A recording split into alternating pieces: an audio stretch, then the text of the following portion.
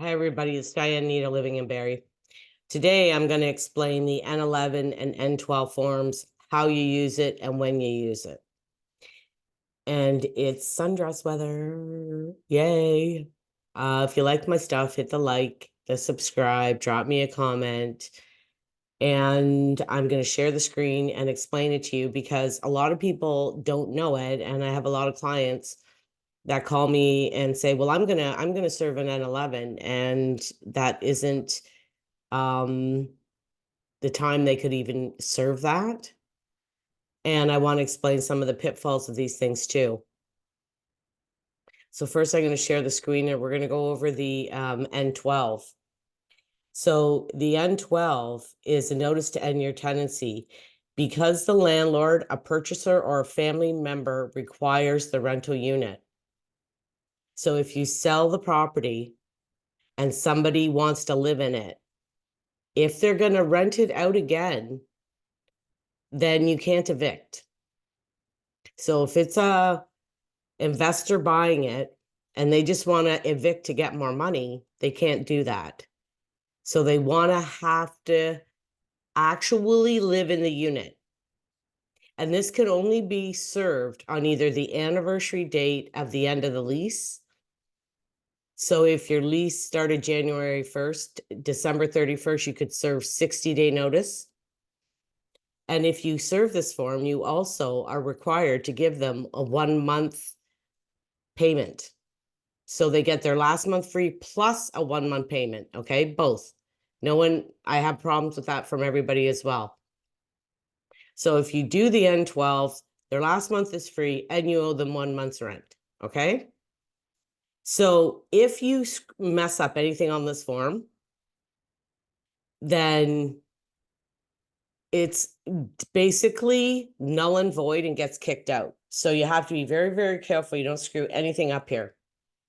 And if, again, it was January 3rd or December 31st and they moved in January 1st, they would have till the end of February. So you'd be giving the notice here, I want you to move out of your rental unit by the following termination date. And then you would put the day, the month, and the year, which is 60 days from the day you actually give them this, because you have to give them 60 days. And then you have to write down who's moving in, or to the purchaser, the purchaser's parent, spouse. So who's moving in, and you have to serve this in, like, you can email it, but it's better if they get it in person, because now with COVID and stuff, they'll take like an email dated time signature, but you're better off doing this in person. And actually, I suggest taking a picture of you handing it, or the date, and have a date with a picture with a date and a time on it, so you prove that you served it in time, because you have to have proof that it was served in time. You can also pay a server. It's 60 or 70 bucks. There's public servers that will go and serve forms, and then you have proof that it was done on the proper day. Because even if you're 1 or 2 days off, you're toast. Like, you're not going to get an eviction. An N11 is right here, and the N11 is an agreement to end the tenancy. So this is an agreement between the landlord and the tenant that they'll end their tenancy.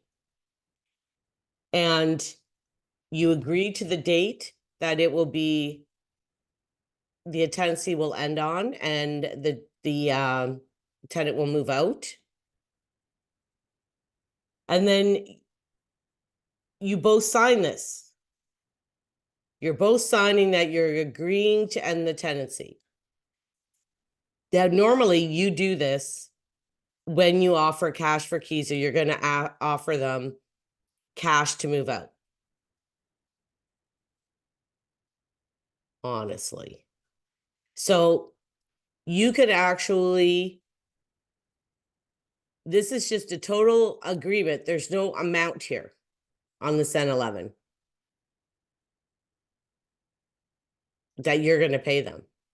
And you wouldn't pay them until they actually move out, like on moving day. So sometimes what I've done, or some of my clients have done, is they'll agree to give them a certain amount, like maybe 1 month, and then on the date that they're actually moved out, they're moving out, you meet them, you get the keys, you give them the rest of the money. Even though they sign an N11, they don't have to get out, just so you know.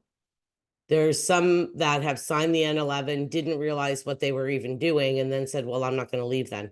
I'm not leaving. So even though they agree to end it, you would still have to go to court and get the sheriff, which is taking months and months. The sheriff, I heard, is 4 or 5 months behind. So just because they made that agreement doesn't necessarily mean they're going to do it. So that's the N11, that's the N12. I hope it helps. If you have any questions, let me know.